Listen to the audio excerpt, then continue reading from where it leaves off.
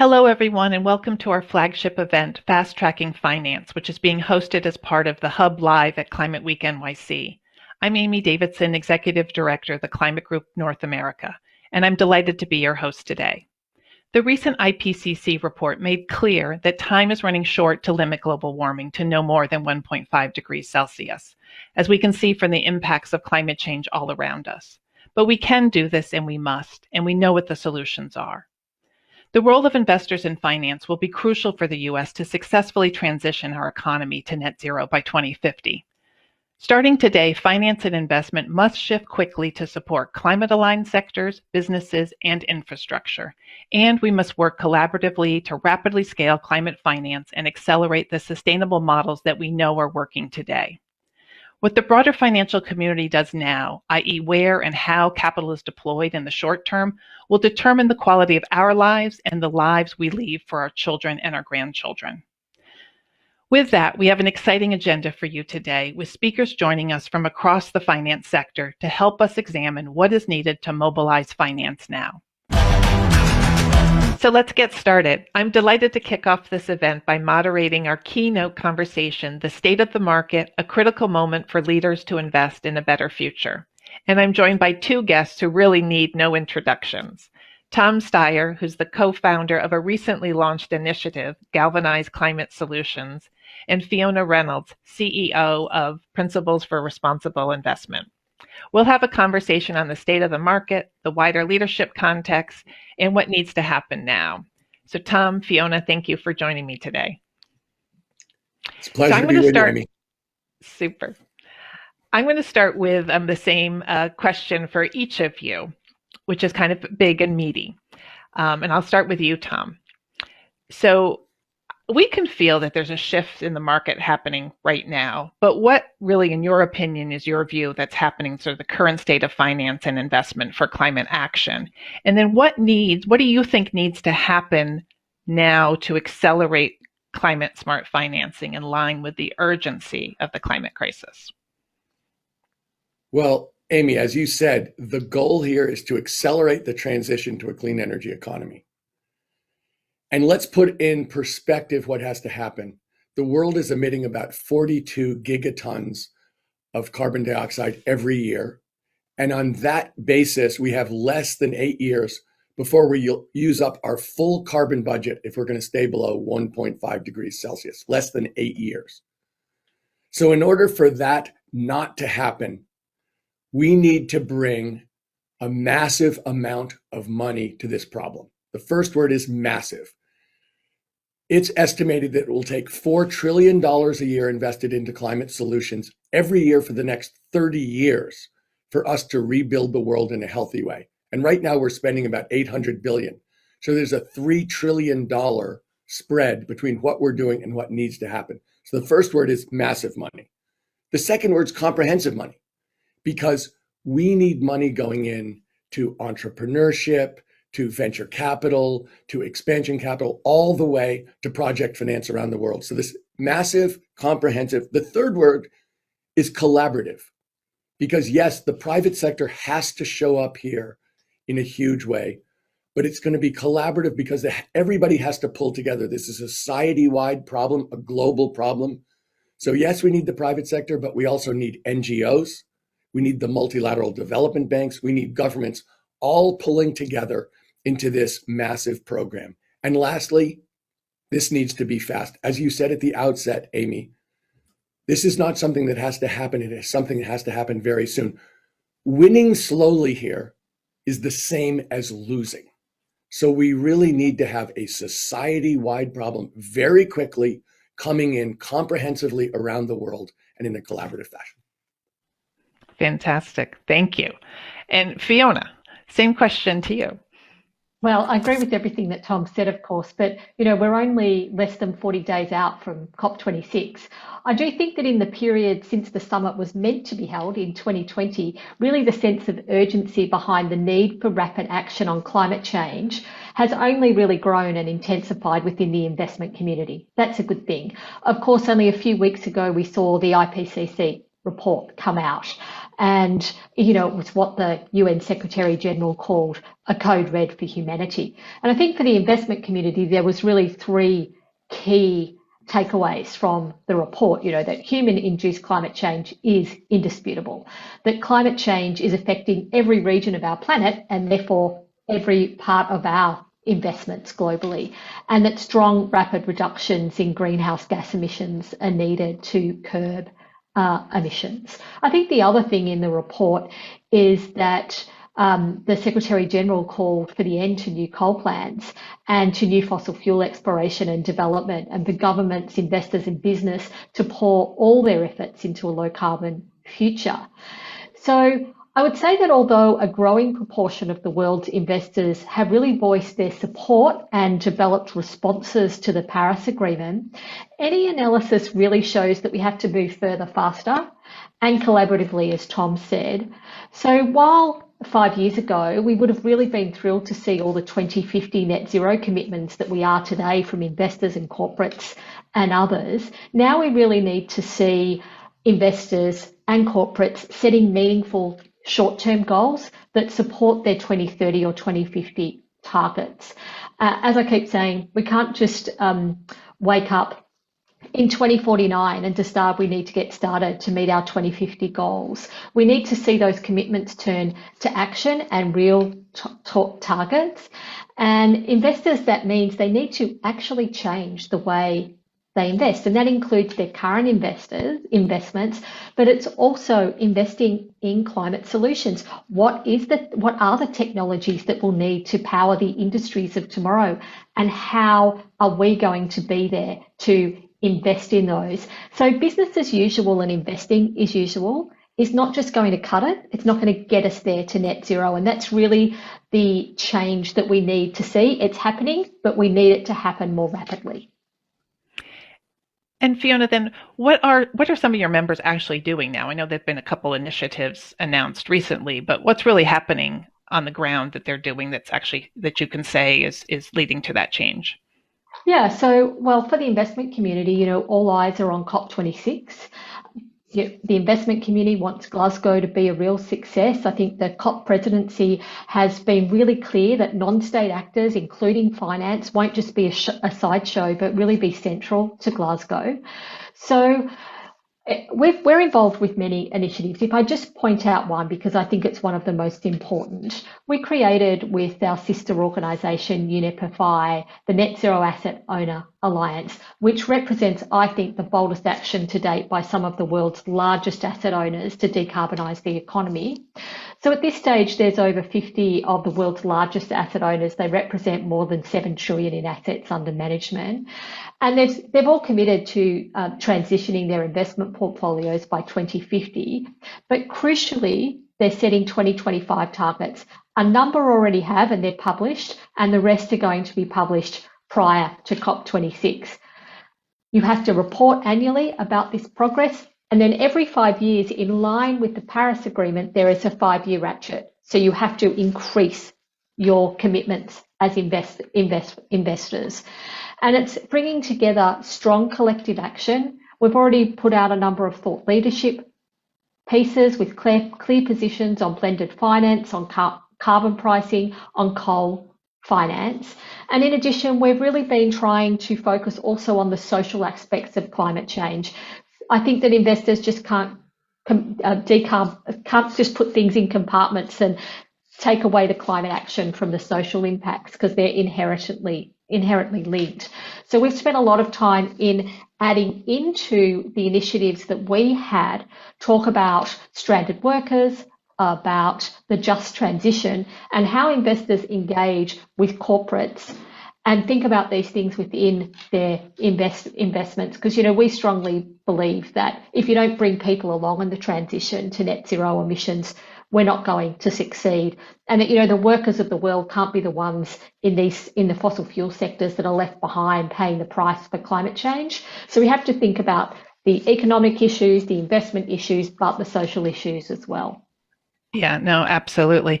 So, Tom, I really want to hear more about galvanize because clearly you're talking about we've got to be very comprehensive. Because so, can you tell us just more about what you've just launched and how this is going to feed into exactly what Fiona is talking about? Yeah.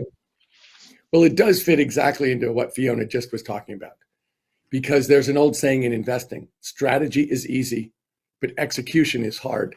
And galvanized climate solutions is really all about execution. So first of all, it's mission driven. We're just going to be focused on investing in climate solutions. So we're going to have no conflicts, no question. We're not going to do things that don't have significant impacts in terms of reducing CO2 emissions.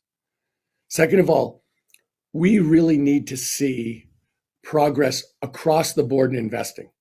I was talking earlier about comprehensive. So we really need to bring the innovation economy to bear, the kind of venture new technologies that are going to make things possible around the world.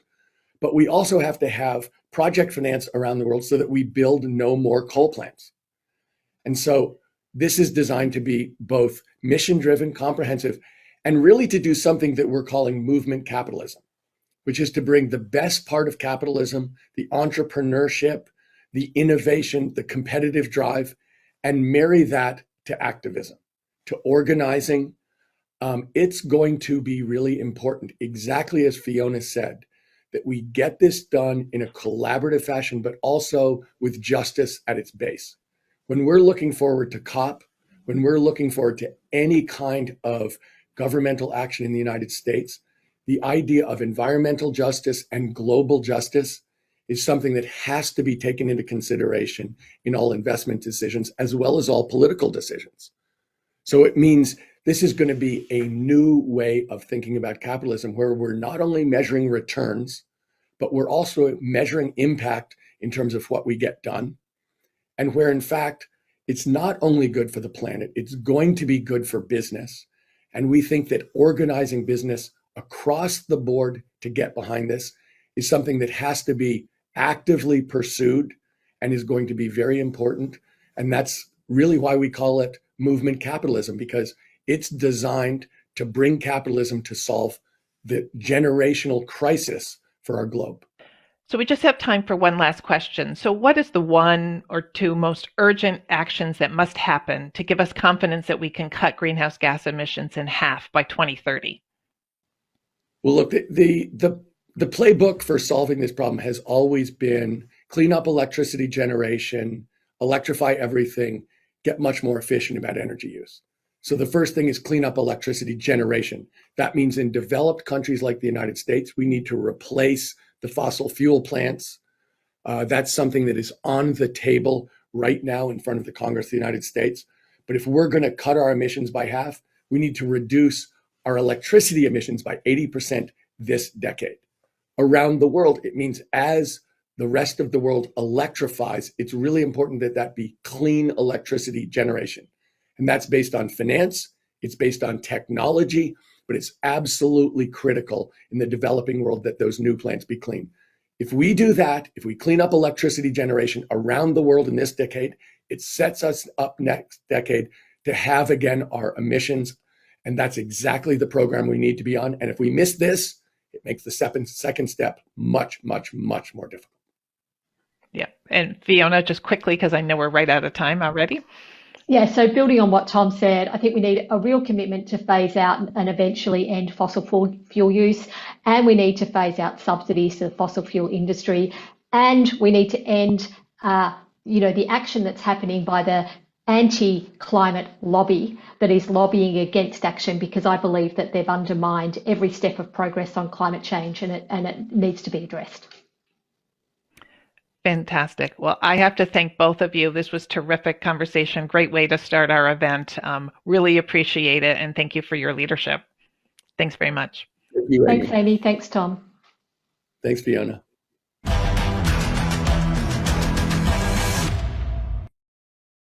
And for our next conversation, we are excited to have Mindy Luber, CEO and President of Ceres, to introduce our first panel, Financing Net Zero, the roles and responsibilities of finance leaders and traditional institutions to deliver the climate decade. Mindy?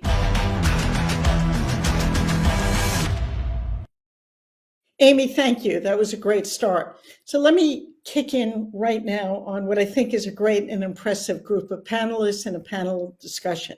The title of our discussion is Financing Net Zero, the Roles and Responsibilities of Finance Leaders and Traditional Institutions to Deliver the Climate Decade. With us are an extraordinary group of thought leaders. And before I set the context for this panel, let me just briefly introduce them, not give you their lengthy bios, but I will say I know each and every one of them, and their leadership on the climate front has been exclusively impressive. So let's start with Alex Liffman. Her name's Alexandra Liffman, but we'll stay informal, who's of Bank of America, the Global Environmental Executive. And Michael Capucci, who is the Managing Director for Compliance and Sustainable Investing at Harvard Management Company. And Ann Simpson, the Managing Investment Director and Board Governance and Sustainability Director at Calpers.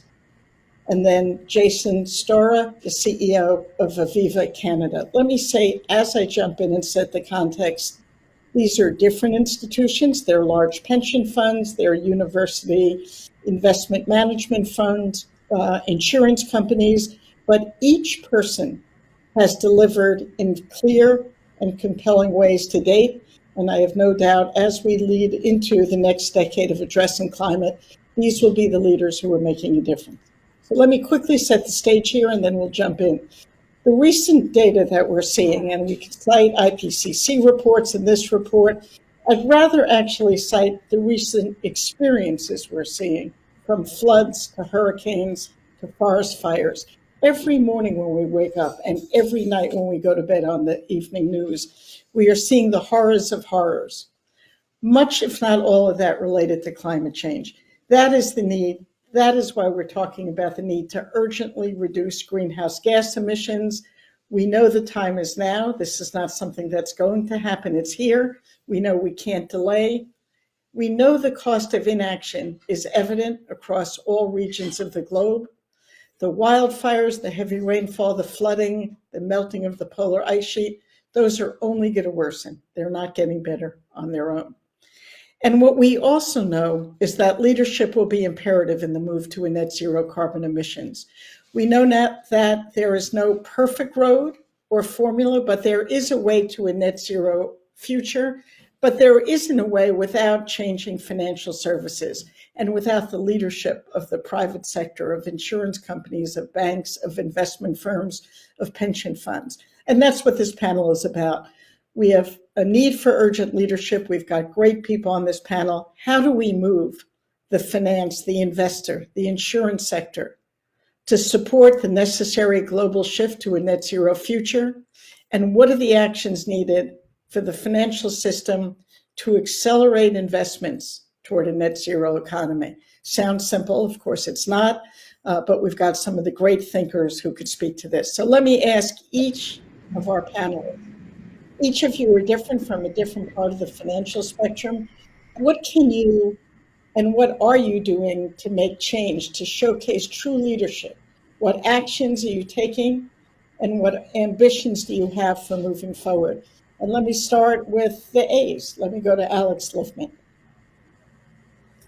Well, thank you, Mindy, and thank you to the whole Climate Week team for organizing this. I think true leadership today is really about moving beyond talking about aligning our financing activities to a net zero future to actually doing it. And that's going to be multidimensional for all of us. But for Bank of America, that includes, I would say, three really big aspects. One is mobilizing capital today to drive adoption of existing low carbon solutions, but importantly also to develop new ones. We've had a longstanding commitment in place for many, many years to mobilize capital, but today it's about accelerating those commitments, accelerating dollars, outperforming what we did last year and the year before. And that's one of the reasons that we have committed to mobilize $1 trillion over the next decade, which is a much greater commitment that we have had in previous years. So that's number one, is really around mobilizing capital.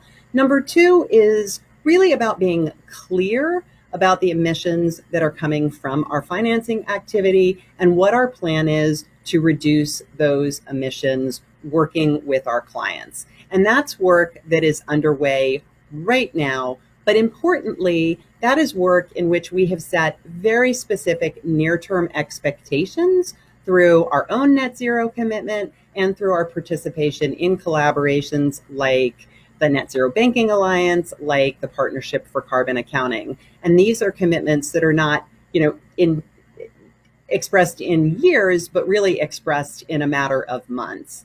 And then finally, but really importantly, the third aspect is incorporating climate change into our risk management and ensuring as financial institutions that we have strong infrastructure. And just by way of example, at Bank of America, we have a head of climate risk. She is a very senior executive, Mary Abbasi, within the bank. She reports to our chief risk officer, and she has set up, as have others, a whole infrastructure for managing climate risk. So I think these three aspects, mobilizing capital, getting clear on the emissions from our financing activity and how we're going to reduce those, and then setting the right risk management frame are really critical aspects of leadership for the financial services industry.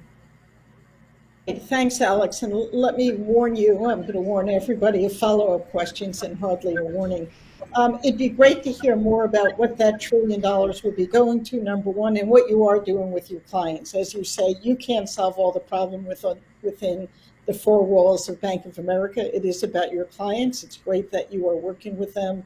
How does that actually work in real life? But we will come back to that. I'm going to go to the Harvard Management Company, to Michael Capucci. And Michael, how are you all thinking about this as investment professionals within Harvard Management?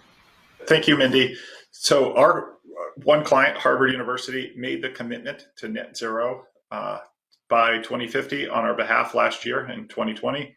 As we dug in on the problem, the first thing we noticed is that there's a significant gap between the data that's necessary and the methodologies that's necessary to get us to net zero and where we are today.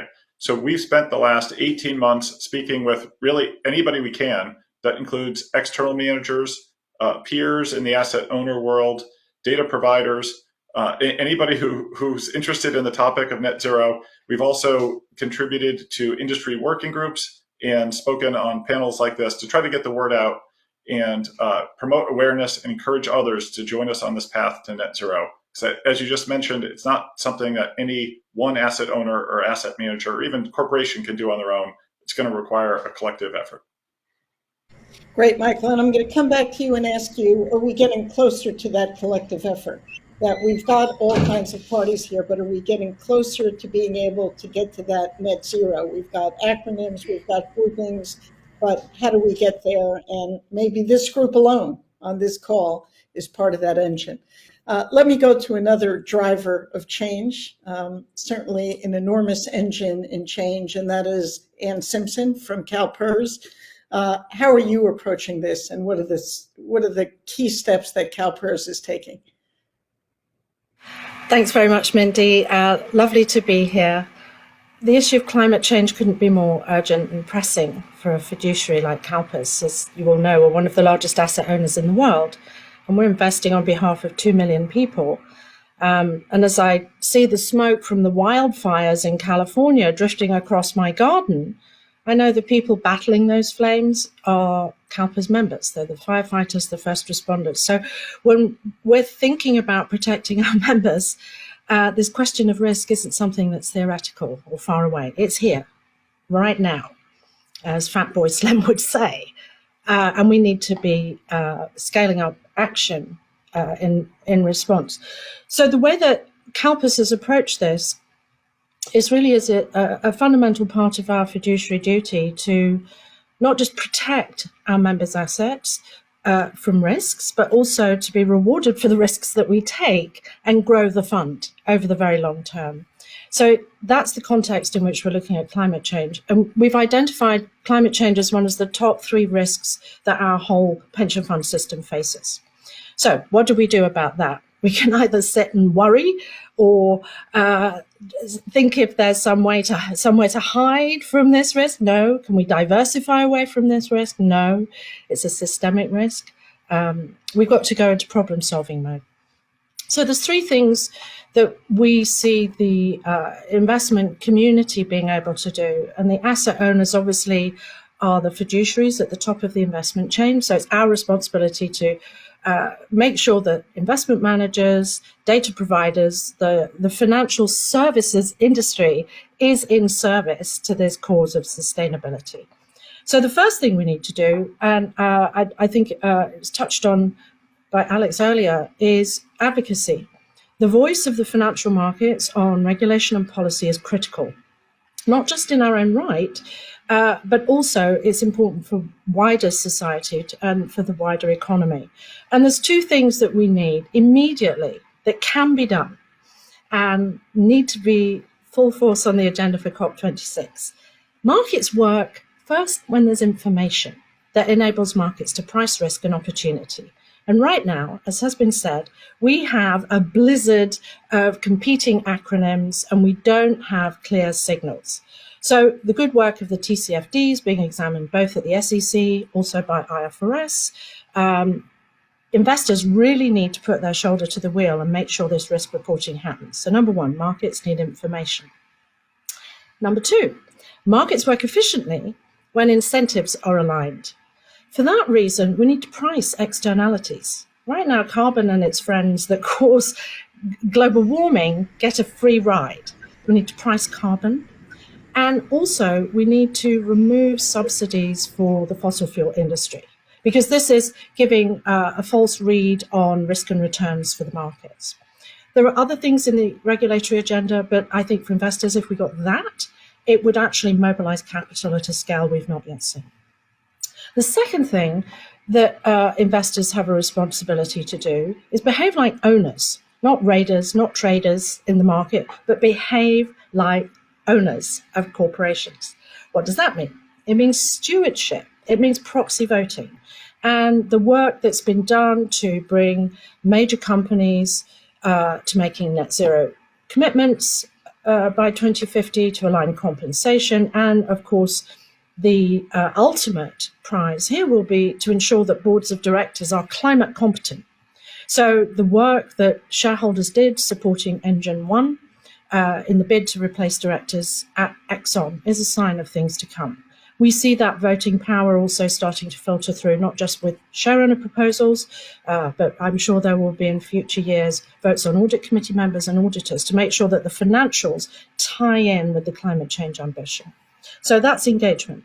It can only be done, though, through partnership. On that, even though Calpers is so very, very big, we knew on engagement we needed to team up with our fellow investors. And that was the idea behind Climate Action 100 Plus. Now, what we're doing there is tackling a small number of companies which extraordinarily are responsible for about 85% of the emissions in our global portfolios. And just to give you a sense of the scale in, planetary terms, these 100 companies, just on scopes 1 and 2, are the third largest source of emissions on the planet. Number 1 is China. Number 2 is the United States. Number 3, 100 companies, which most of us have in our portfolios. So what we're demonstrating through Climate Action 100 Plus is we can move from the polite request to the requirement that companies begin to align their strategies in the short, medium, and long term, including capex, compensation, incentive, political lobbying, in the cause of the just transition that we need to get to the Paris goals. And then the third, which others have just touched on, is this issue of integrating our understanding of climate change into our capital allocation decisions. And for that, I think we found the TCFD framework an extremely useful way to get a sense of, first, where are the emissions that we own? And secondly, how are we tracking what the opportunities look like? And we published our first very detailed, I think it was 60 pages of thorough analysis and data crunching last year. But that shows that in our private markets, which are a very significant part of the portfolio, we have almost 20% of our assets in what you might call climate solutions. So in other words, this is not just a risk, it is an opportunity. I do want to say, though, this is a game of 3D chess. This is not something where we launch a call to action or we decide to offload a pile of assets and say divestment, it's no longer a problem for us, our portfolio looks clean and green. No, this is about a major transformation in the real economy. So the other element of work in Climate Action 100 Plus that's very important is we've developed a net zero company benchmark to track progress over time on the key indicators towards net zero. And now we're working to build out sector analysis, sector papers, which show how all of this is interconnected. Because we tend to focus on the supply of fossil fuels, oil, gas, coal, and so forth. But what we really need to do is be bending the curve. The demand for fossil fuels needs to come down. And that means transformation in manufacturing, automakers, steel, cement. It means transformation across agriculture, transport, utilities, the way we get around, the way we make things, the things that we eat, the way that we connect with each other.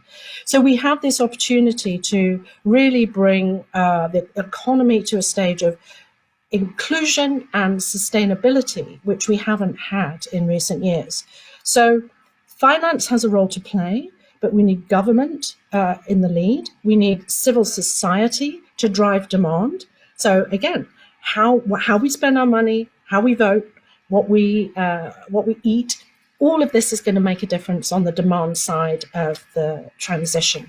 So I think understanding some of the technology isn't there yet, but we can't let that hold us up.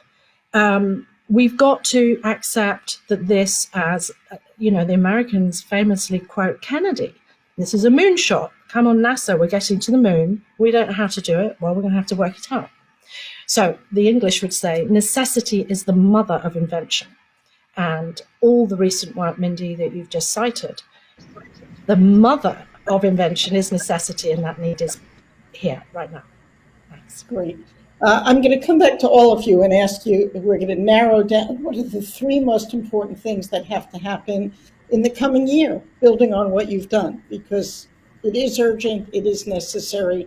It is about preserving the economy as well as the planet and its people. But before I do, Jason, the insurance sector, as Anne just talked about sectors, is as important as any sector from a risk side, as well as from the opportunity side. You bring in two different voices, how to mitigate risk, but you've got large assets that you all manage, how to manage those assets in a way that deal with climate.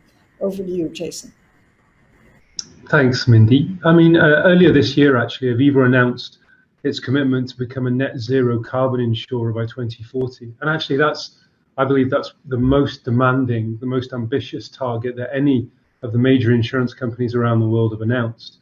And really, there's four components that I'd like to bring out. First of all, we're addressing really quickly our own emissions, our own footprint, whether that's through our own operations, our supply chain, and that's an immediate priority for us. The second area is that we're looking at, and we see a huge opportunity around net zero asset ownership. So, not just looking at our own investments and operations and supply chain, but also the companies we invest in, other third parties and what they're doing around, their net zero commitments and where they are. Obviously, as an insurance company, underwriting is at the heart of what we do, and so by the end of this year, we will stop insuring companies who make more than 5% of their revenues from thermal coal or unconventional fossil fuels. And again, that's really trying to make that initial stand as explicit as possible. And we're also in parallel with that looking at our underwriting appetite and our insurance and our coverage for the sort of emerging or emergent industries around renewable technology. And then the fourth thing I would say is, the overall approach that we've taken with making this really ambitious commitment is one of engagement, not exclusion. We want to work with companies who may not be where they need to be. Certainly, Aviva is in that. We've set a timeline for a target and a deliverable for us, so we know we've got to move along and do a lot of work to get there. And we want to work with companies that think the same way and know that there are steps they need to take. So really using our size, our scale, and our relationships to engage with other companies means that hopefully we can bring others along this journey with us and not just be an outlier and not just set a standard for ourselves and then, and be alone in that. We really want to work and engage with other companies. Great. And thank you all. Your leadership is clear. Your articulation is clear. The problem with these very short 30-minute panels is we barely get started, and then we know they're coming to an end at some point. I want to dig in for those listening. What is the gold standard? What are the three most important things as we're on our way to the COP, the global negotiations, as we're seeing the problems grow? What are the three most important things we could do, you could do within your enterprise, within your sector, and within the economy to get us on a pace that is just quicker, faster, and more efficient than we're on right now? So let's go back to you, Alex, and you talked about a lot of things, and they're all important. If we could bring them down even one level, if it's about capital, what does that mean? Where are you investing? How are you investing? If it's about moving your clients, and those seem to be two of your big lifts, and they are great, what does that mean? How are you moving them? So let's talk about that gold standard given the consequences of not moving fast. Yeah, no, my pleasure. And I'll try and weave as many of your follow-up questions into my response as possible. I think a couple of things for organizations and specifically for the financial services sector. One, clearly the gold standard, and we've all talked about this in some aspect, is having net zero by 2050, or even more ambitious, as Jason talked about, commitment, which we do. Bank of America has committed to net zero before 2050 across the entirety of our value chain. So certainly our operations and our supply chain, but very importantly, our financing activity. But it's also the willingness to really roll up your sleeves and engage in what's the very challenging work of mapping out how we will get there. And I'll speak to the client engagement piece because you asked some specific questions about that. But that's number one, right? Is having this this commitment to net zero by or before 2050. I think the other gold standard is working within your industry set to really create some consistency across the industry as to how you think about net zero. If we only achieve that roadmap to net zero within our own bank, we really won't have advanced the ball as much as we need to overall. So a part of that gold standard, frankly, has to be all of us on this call and all of our peers within different subsectors of the financial services industry collaborating to create industry standards, a consistent set of expectations, definitions, and the like, to ensure that we're all working towards that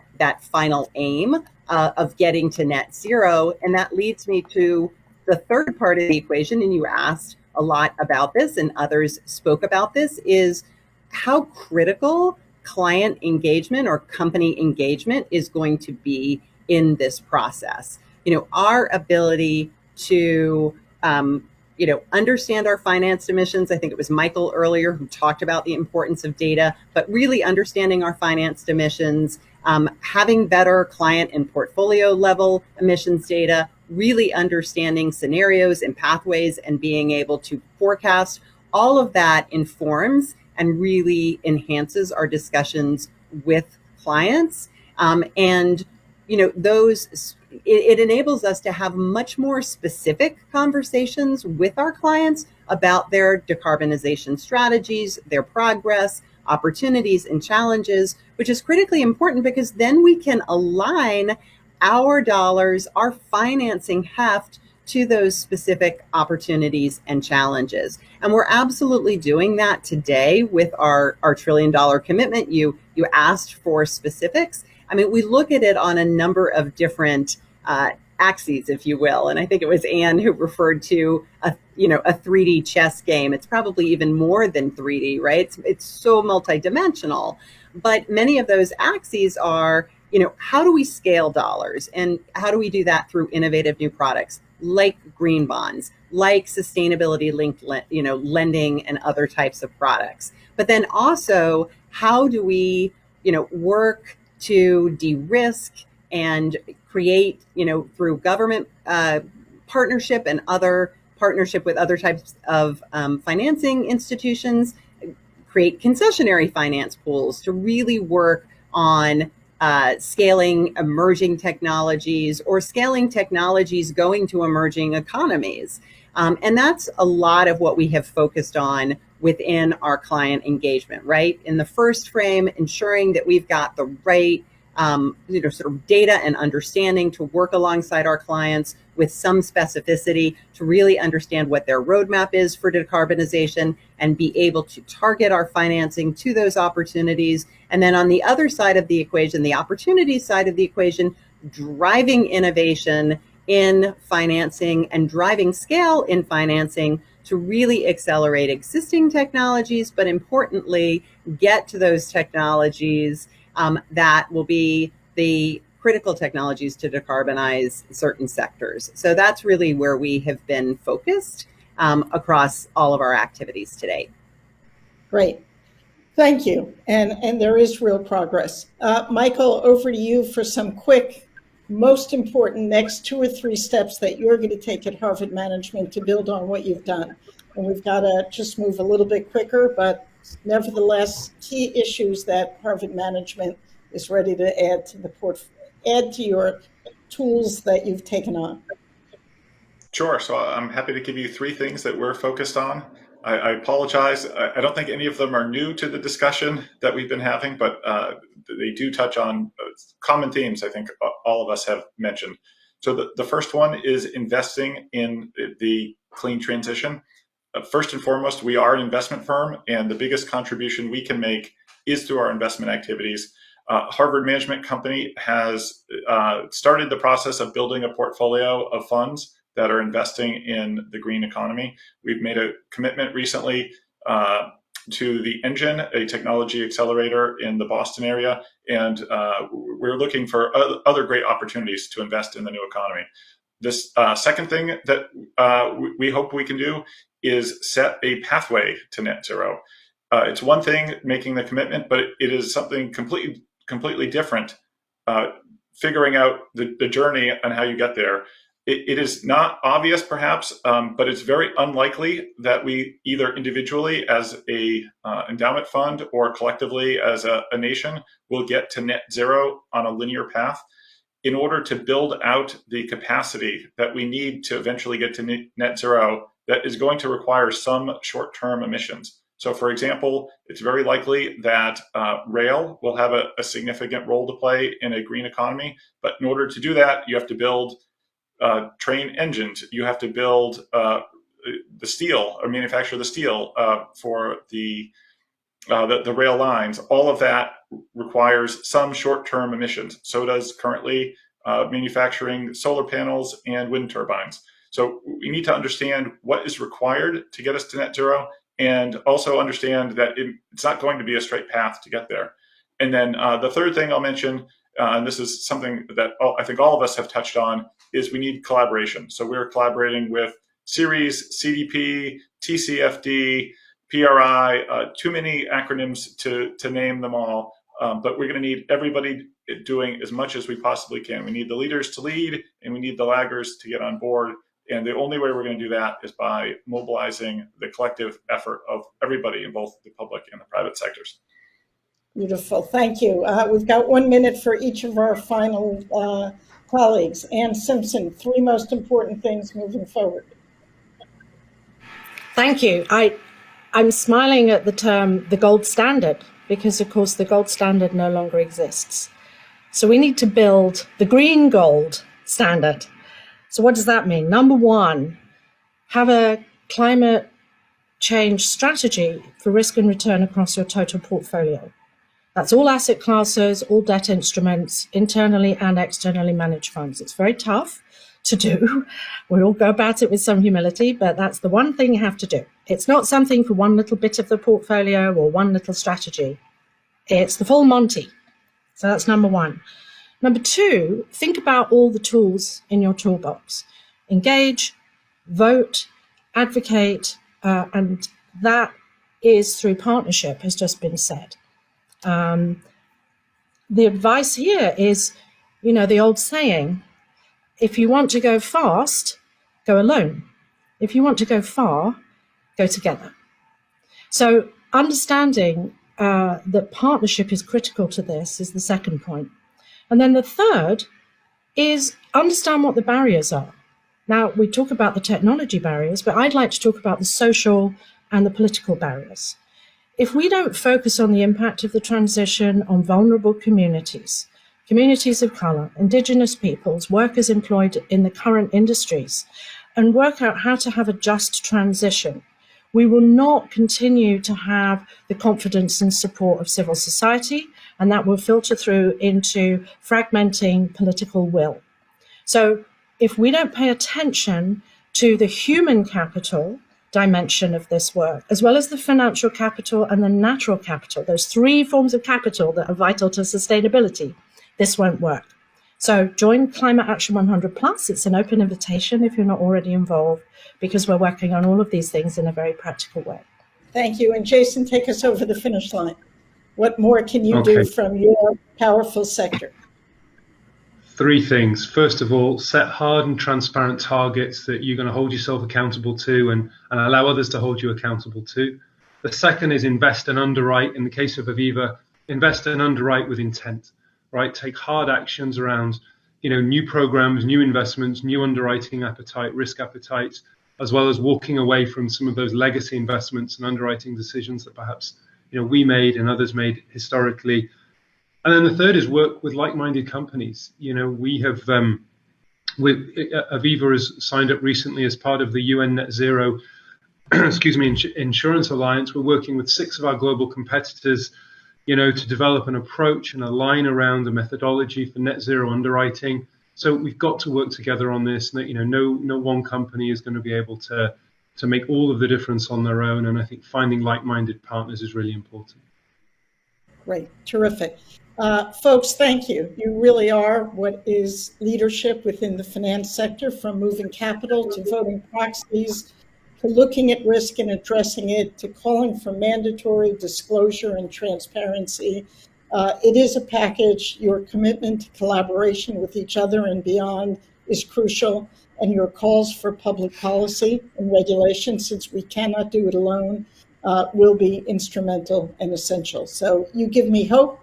I think onwards and upwards, and we'll all look forward to working together shortly. Thank you. Thanks all. Thank you, Mindy. Thank you.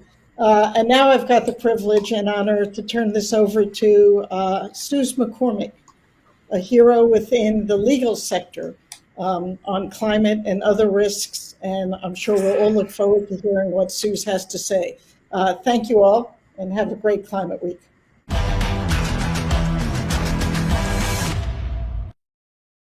Thanks so much. And thank you to Mindy. I've long been a fan and involved with Ceres and your wonderful work on climate. And obviously, thanks to the Climate Group as well for hosting us. This is the second panel today where we are going to interview and listen to the views of some of the leading figures in both private finance, but also philanthropic and government finance, to really drill down on how government and philanthropic capital can bring to bear more of the trillions, or about $150 trillion of capital in the private capital markets. I'm Suze McCormick. As Mindy said, I'm a partner at Morrison & Foerster. I have been focused on climate and investment in climate for the past 20 years. I joke that I took the red pill in 2001. And there really has been a sea change, and the pun is intended, over the past 2 years, as increasing amounts of philanthropic and government and private capital has all been flowing into the climate space. And one of the things that we're going to focus on with this panel today is how we can make that money and that funding most effective.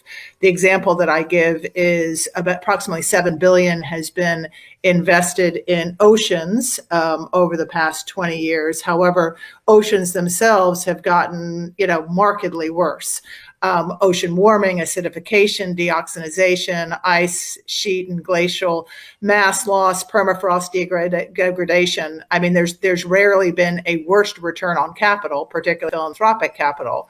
And so increasingly, philanthropic capital is working with the mainstream capital markets. Philanthropic capital is also less than half of 1% of the approximately 150 trillion in private capital.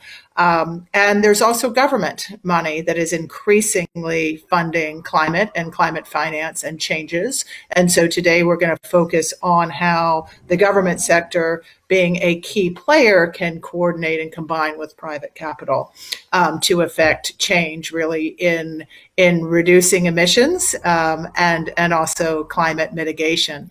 And I am joined today by really an amazing panel. I am joined today by Jigar Shah, who is currently heading the loan guarantee program for the Department of, and I previously worked with him when he was at Generate Capital, where he was a founder. I'm joined by Jonah Goldman, who is a managing director of Breakthrough Energy. He spearheaded and started the Breakthrough Energy Coalition, and also the Breakthrough Energy Ventures Fund, and he focuses on the organization's relationship with policy members. Dr. Andrew Steer, who is the president and CEO of Bezos Earth Fund, which is $2 billion pledged to address pressing issues of climate change. And last but certainly not least, Marilyn White, who heads climate energy finance at the Hewlett Foundation and is moving to a role where she will be coordinating climate and clean energy at the Climate Finance Fund, which I understand is in France. And for our panelists, and maybe we will start with Marilyn, how do you think philanthropy and government dollars can best be used to catalyze main capital and bridge the finance and action gap? Thank you for that. And as you mentioned, global philanthropy is still tiny. So most of the 1 trillion in global philanthropy is locked away in fixed income, public equities, and some private markets. Whereas the return first financial system between banks and asset managers has over 200 trillion. So with these orders of magnitudes of difference, philanthropy can help by being early risk takers for the market, helping to establish innovative models, aligning the market rules, which are currently not working for people and the planet, do so. So this includes providing first loss patient capital and climate funds, working capital for emerging climate fund managers, seeding disruption, the useful kind, the helpful kind, for example, through climate fintech, and supporting a whole market rule shift that systemically decarbonizes capital. That's great. Thank you. And Jonah, I know that you and the folks at Breakthrough, both the coalition and then the fund and otherwise, have been very instrumental in catalyzing philanthropic and private capital for climate. Tell me your view on how this can be affected most efficiently and effectively. Yeah, I mean, Marilyn is right. The scale of philanthropy is never going to rival the scale of the private markets. And so we need all of the capital to be oriented in this direction. Philanthropy can play a very useful role in that catalytic first sort of top of the stack kind of dollars that we need to demonstrate new models, that we need to collaborate with traditional finance, that we need to collaborate with the public sector dollars that are huge. And we should all feel incredibly good about the fact that in this last economic downturn, we saw climate as not only a stable element of the public conversation, but as the foundation of how we're talking about recovery. Those are real dollars that have to go into real projects.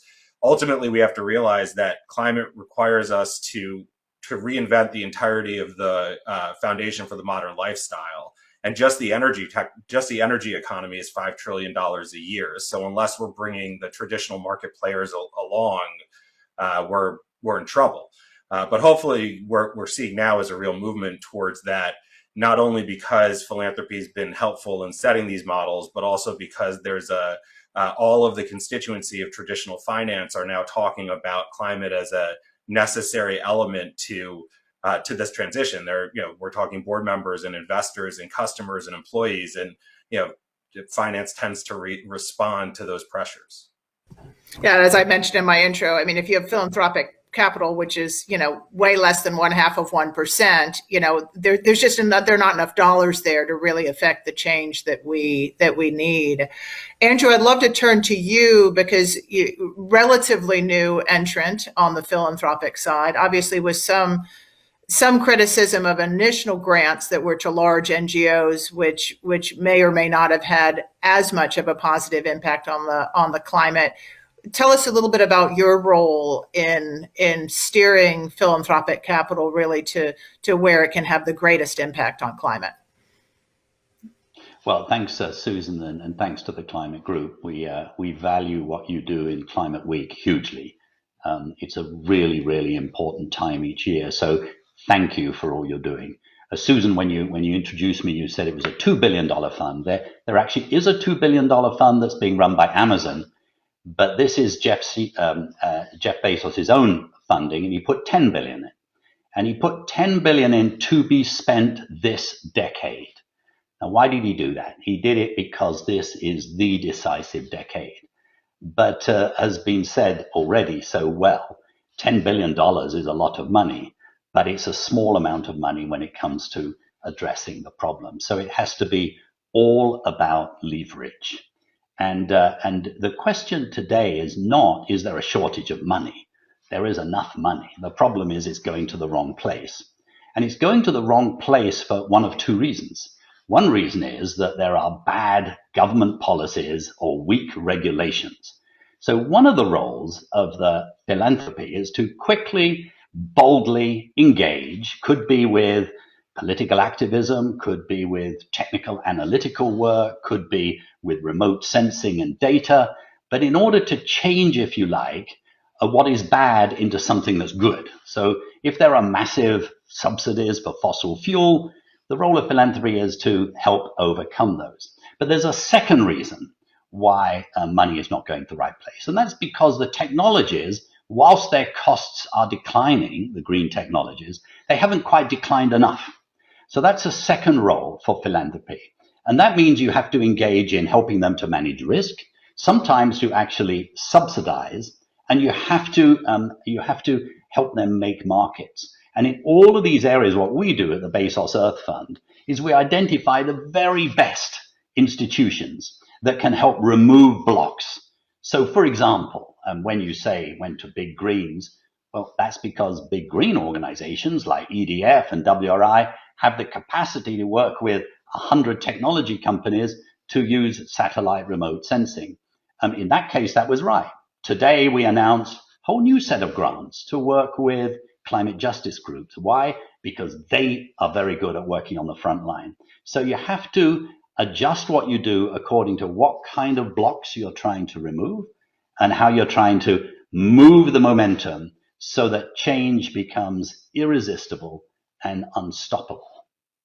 Well, thanks very much, and for correct me on the 10 billion. And Jigar, you have something north of 10 billion. Tell me a little bit about your current role and how government is trying to bridge the gap. Thanks, Suze, and thanks for to the Climate Group for letting us participate here. I think that Andrew's right that there really is a framing question, and I think we all have to figure out what works in terms of change management. I think that when you think about what has worked with solar, wind, and lithium-ion batteries, where I think there's a lot of agreement that we've reached a tipping point, and that those technologies are really on track. There's many other technologies that haven't gotten there. And I think that in the past, there's been a conversation around waiting for these technologies to get to a lower cost point before we really engage at scale. I think today there is a new framework that has been discussed by the Secretary of Energy and many others, that we're really now in a place where the learning curve really is something that has become a law of science and not just a law of hope. And so when you think about what the role of government and philanthropy really is. It's a cookie cutter approach around how we bring the cost down for each of the solution sets. So the Department of Energy to date has been very active in making sure that technologies exist. And today, the International Energy Agency has said that almost all the technologies that we need to scale up by 2050 to meet the challenge have already been invented. And now the question becomes, how do we get them to be cost effective? And I think along that line, there's a pretty clear way of doing that. One is that you have to deploy first of a kind deployments. You have to prove that the technology works at scale to the satisfaction of customers who want to use those technologies, whether it's in green hydrogen or carbon sequestration and storage or many other sectors. The second is repeating that, right? Building opportunities 2, 3, 4, and 5. And that's where the Loan Programs Office has played a critical role, not only in utility scale solar and utility scale wind, but in EV manufacturing with the Tesla loan that we provided, as well as transmission projects and geothermal projects. The third step is to actually find the money to take projects down the learning curve. And in this case, what we recognize is that you really need to go through 7 or 8 cumulative doublings of growing the deployment of the technology. As the Secretary likes to say, deploy, deploy, deploy. But as Andrew has suggested and others, the initial deployments could be at a premium. And so now the question is, who pays that premium? And then how do you get the cost down? And, in the past, that's been solar tax credits. It's been feed-in tariffs in Germany. It's been many different policies around the world. But the question is, do we have full coverage for all 40 pathways that have been identified by the International Energy Agency and the Department of Energy to be able to get all of those technology pathways down the cost curve by 2030 so they can be scaled up in time for 2050? And then the last piece of it is around getting full buy-in from commercial debt providers. There are many cases that we can point out, including the solar and wind technologies that we invested in 2010 in the Loan Programs Office, where the technology was arguably ready, but the banks really weren't ready, and they needed a loan guarantee from the Loan Programs Office to get them over that last hump. And today, as everyone knows, you can get very low cost capital at scale for those technologies. And so those 4 steps need to be taken across 40 pathways that have been identified by the International Energy Agency. So I want to tease out one thing that most of you referenced, which is, government and philanthropic capital can be used to de-risk and really focus on sort of what we're de-risking and how. I believe we're talking probably about de-risking the technology because it's new and unproven, whether it's carbon sequestering cement or other and groups like Prime that sort of aggregate philanthropic dollars to invest in the science experiment. We're de-risking in terms of geographies, particularly in areas where, for example, Southeast Asia, where funds are being established to de-risk, transitioning to renewable energy, or you're de-risking new types of financial instruments like blue bonds. But Jonah, maybe we could start with you just to talk about sort of the role that philanthropic and government can play in de-risking. Yeah, I mean, the thing with climate is it's sort of it's always the answer is an everything thing, because we need to do this everywhere. And so, there's some technical de-risking that needs to happen. In fact, with a number of different technologies that are still developing that really are sort of at the bench scale, that we need to do the type of stuff that Prime or Breakthrough Energy Ventures or other partners that we work with do with very early stage companies. But a lot of the de-risking is at a different stage. It's like what Jigger was saying, like a lot of the de-risking is at the commercial demonstration stage. We're talking about de-risking of engineering, of understanding supply chains and distribution networks, and the things that, other products that are differentiated, unlike the products that we're trying to scale here, those have sort of natural investment structures because they're either better than what they're trying to displace or they're wholly different than what they're trying to displace. But cement is cement. And so there's been for, 150 years, there's been a regulatory and technical infrastructure that we're trying to now disrupt. And so when you get past the bench scale and now you're trying to actually build things big and you're trying to actually start these things as market entrants, and as Andrew and Jigger and others have said, at a higher price point than one of these super, super cheap commodities that we're so used to building our modern lifestyle on, like cement or steel, the risk comes in many different places. There's the finance risk, there's the technical risk, and then there's the engineering and scaling risk. And those are the risks that we're really, that are the real critical things to do at the early stages of this decade, as we're also investing in the kind of blue sky technologies that are really showing promise. But they're very, very early on. So risk really comes in many different places. Just one thing to what Jigger was saying is that, a lot of what the kind of currency of climate is the pressure that various different of these critical constituencies are putting on traditional institutions and firms. And that's the reason why we're doing this, because of course in a traditional capitalist kind of environment, these things don't compete on their own. But the thing that we have to remember is, like, when it comes to solar now, it's amazing that the cost of capital is so low. People who are investing in solar right now are making a lot of money, and that's an amazing thing.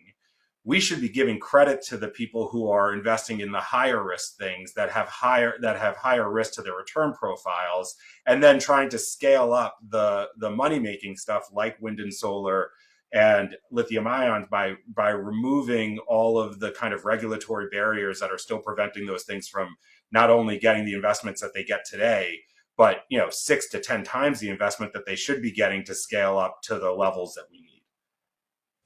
Through policy work. I would like to just turn to Marilyn for a second, because she has been focusing on climate and clean energy at Hewlett, and now with the Climate Finance Fund. Marilyn, how do you go about identifying sort of the best on the technology side so you can have the greatest impact? So we have analysis from Project Drawdown on the 80 solutions that already exist that need to be rapidly scaled and deployed. And then we have 20 or more that are coming attractions. So we have the roadmaps about the technologies that need to be increased further, bring down the cost. That includes, for example, storage that lasts beyond 4 hours. And so on the technology side, we know what to do. I think there is a gap that really needs government and philanthropic backing, which is around community-focused finance. And so we need this community-focused climate finance across all sectors of the real economy. One of the best ways of doing so in the US is by leveraging the existing network of lenders that are ubiquitous, yet very much overlooked for climate. So this includes cooperative banks, mostly known as credit unions, and the investors that provide wealth building opportunities for underserved communities. So a solar project, for example, very mature, rooftop solar, community solar, we know the technology, that can be invested in at the retail level and dividends paid or provided to owners of those shares. That model needs to be rapidly scaled. And there are examples that are ripe for philanthropic and government backing, including the People's Solar Energy Fund. That's great. I've been working for a long time with CDFIs, who are also a great conduit with the community banks. And Andrew, maybe we turn to you, because when I started focusing on climate in 2001, typically investors, this is philanthropic and mainstream, were either people or planet. They weren't both. And now, if you just look at 95% of the low-income housing that's being built in this country for our underserved communities, they're all being built in areas that are going to be destroyed by climate change. So you kind of look around and you go, kind of what is happening? I understand, Andrew, this is something that you and the 10 billion fund are focused on. Maybe we could tease that out a little bit. You can tell us how you're going to deploy that capital. Well, you're absolutely right that climate injustice is deeply, profoundly prevalent in almost every country. And we've known for a long time that environmental damage hurts the poor more than it hurts the rich. And of course, the poor are not those that create it. What we've learned more recently is not only is that true, but actually communities on the front line are a very important part of the solution. And that's why, for example, the Biden administration's so-called Justice 40, which basically says that 40% of all of the hopefully $1 trillion that will go into green technologies, renewable energy, and all the other low carbon technologies, 40% will go to disadvantaged areas. So we've committed to put $150 million to help make that happen. How do you make that happen? Well, you think about it, funds flow down from the federal government onto the state governments, the city governments, and it takes a long time to figure out how do they actually hit the ground in local communities. And that's why you need the local climate and environmental justice groups also to be engaging at the federal level as well. And there's also issues of data. How do you actually get the overlays of who lives where and where are these areas? What are their vulnerabilities? So this is an incredibly important transition. And if the Biden administration is successful, it will mark a very important turning point, which other countries will also follow. Just a word on the risk as well. Look, it's fantastic to hear Jonah and Jigger, because both of them are overseeing major programs that are driving down costs in a really wonderful way. So I want to take my hat off both to the United States Department of Energy and other departments that are absolutely transformative. Tragically, it only takes one Solyndra for the politicians to go crazy and say it's a waste of money. In fact, the Department of Energy has spent its money incredibly well, and we are very grateful for the costs that have come down. So too, breakthrough energy has been great. One thing we have to remember that, yes, you need to bring down these costs of high technologies, but also simple technologies still involve risk. So take, for example, why do we not eat seaweed here? It's incredibly healthy. The Japanese do. It's because investing in it is too risky. So what we're doing, working with WWF, is we're trying to see how do you create a market for seaweed in certain regions and in Europe, that's an example of reducing risk. So too, think about landscape restoration in Africa. We know it makes sense. We know that restoring 100 million hectares will be hugely beneficial for food security, incomes, and it will bring down an incredible amount of carbon from the sky. But for many of the poor farmers, it's risky. So we're going to invest strongly in what's called Africa 100 with the African Union. And so what one has to do is look at every single decision maker and ask, why is this person not investing where it would actually really make the sense? Is there a way we can engage putting the different pieces of the jigsaw puzzle together so that actually money flows in the right direction?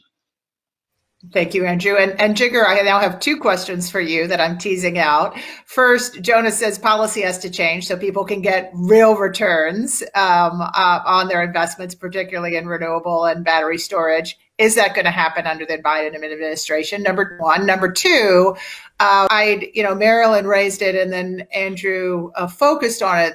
Climate justice. How are you factoring in climate justice in connection with your deployment of funds from the DOE? Yeah, two great questions. I know you well enough to do this. I don't know that I have a definitive answer on the policy side, but I think many people are working hard on it. And so I think that, let me start by saying that about $150 billion a year worth of subprime auto or solar plus storage or appliances are purchased by Americans every year.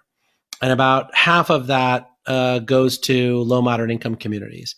And when you look at the securitization markets and how they work, the Loan Programs Office has a really big role that it can play to help make sure that these products are available for all Americans, so that it's not just people with high FICO scores that can get 20-year loans for buying these types of environmental goods and services, but you can electrify everything with folks who have lower FICO scores but have a pretty consistent track record of paying their electricity bill.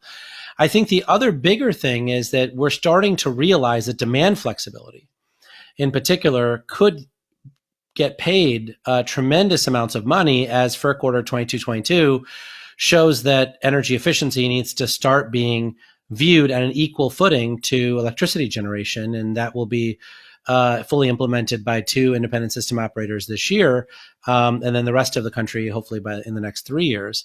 And so it's important to make sure that low moderate income consumers also have access to demand flexibility appliances and equipment so that they can participate in these markets. I think part of what we struggle with is that these wealth creation opportunities continue to keep coming over and over and over again, and low moderate income consumers are not allowed to really participate in these markets. And so I think that there's a really big effort underway at the Loan Programs Office. We're working with over 46 teams of people around the country who are putting together loan applications to make sure that people who have been left out of this movement are included.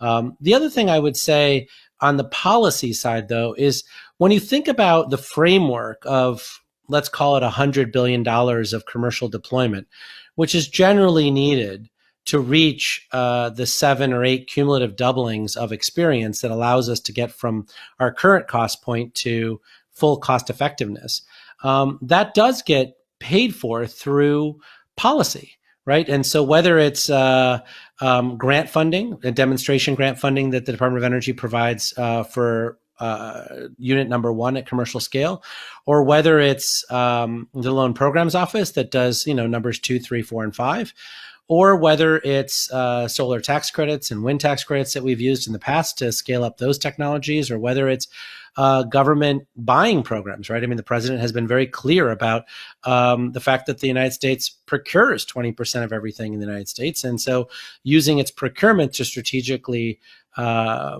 allow for more scale up in these climate friendly solutions is critical. I think that the diversity of policy mechanisms that we can use to get there is quite broad. And I think it's important to realize that there's actually quite a fight going on now around the world for people to get in on this, right? I mean, whether it's China or India or the UK or France or Germany or the United States or others, many countries are trying to make sure that these industries are domiciled in their countries and make sure that the expertise comes in their country. And that comes from participating in the policy to build the first plant, the second, third, and fourth plant, and to participate in the learning curve. You can't come in at the end of the race and believe that you're going to have all that know-how in your country and have all that wealth creation happening in your country. And so I think you're starting to see a lot of people who want to bring their policy together to reach these $100 billion rollouts. Thanks. And what I'd like to do is just in our last, if everybody, and Jigger, my last question is really, what is the most innovative and effective sort of solution that you have in terms of a new structure? And one of the things I want the audience to realize is a lot of these have been tried and true, whether it's a stacked deck fund or a PBLLC to aggregate capital under a public charity. Jigger just mentioned loans, guarantee program, first loss capital. Just in our last minute, maybe we could start with Jonah and then go to Marilyn and Andrew. The most effective mechanism to aggregate or for philanthropic or government capital to help catalyze mainstream capital. Jonah? Well, thanks. And that's the word for us that's most important, which is catalyst. And so from our perspective, we actually just announced a couple of weeks ago a partnership with DOE, and before that, a partnership with the European Commission. And we're going to be rolling out a number of others in the lead up to COP for a program that we call Catalyst, which is focused exactly on what we've been talking about and what Jigger just mentioned, which is really scaling first and second of its kind commercial demonstration in order to establish markets and expand the availability of clean products in things like sustainable aviation fuel, hydrogen, long duration energy storage, and direct air capture. And we're going to do that through a blended finance mechanism while also organizing offtake commitments in order to make it easier for traditional finance to come in and play the role that it needs to play. So our goal is for the concessional side of these projects to be only about 10%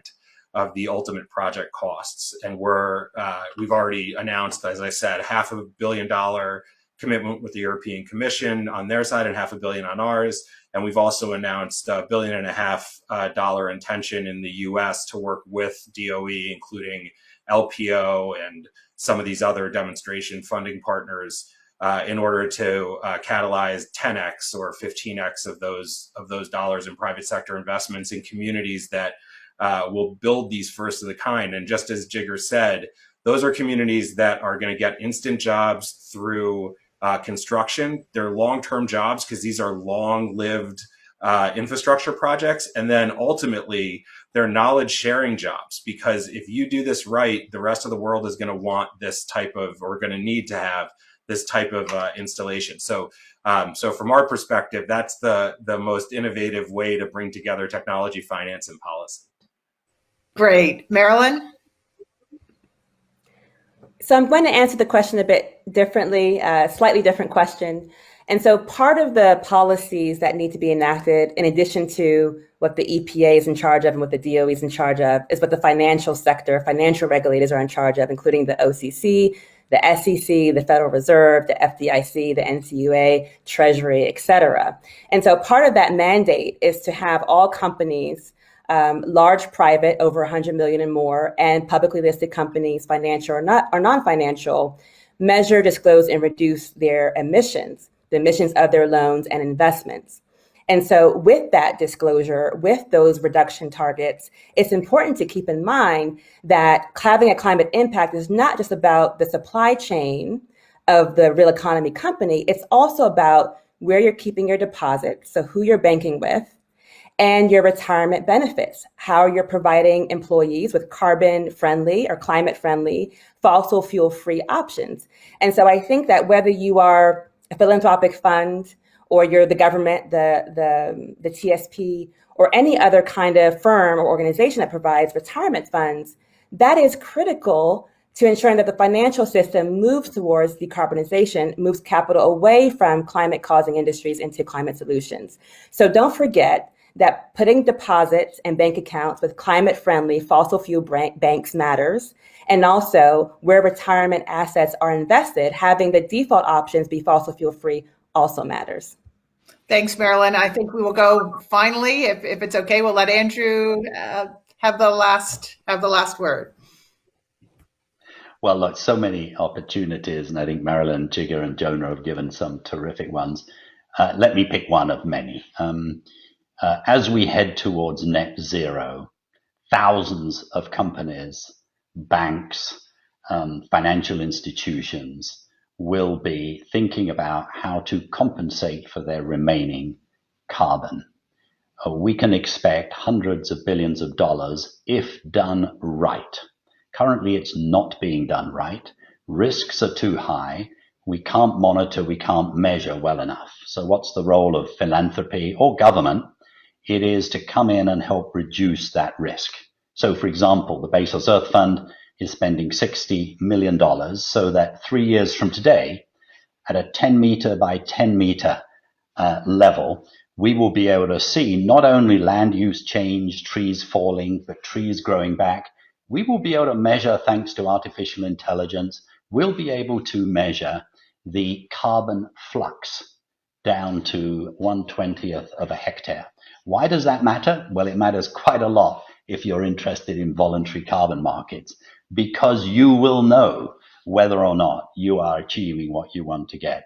So that's just one example, together with all of the kind of capacity building, moving towards what's called jurisdictional approaches, that philanthropy and government can play, that actually then works together with the corporate and the financial sector. And just finally, I mean, my advice to, if anybody's working in a financial institution, it would be look at the data, look at the future, and look in the mirror. The facts are clear. Skate to where the puck is going to be. Thank you so much. And thank you to my panelists. I'm going to turn it back over now to Amy Davidson and the Climate Group. Thanks again to them and for putting on this panel and bringing together this fabulous group of funders who really are using innovation through philanthropy and government to advance the cause on both climate and climate justice.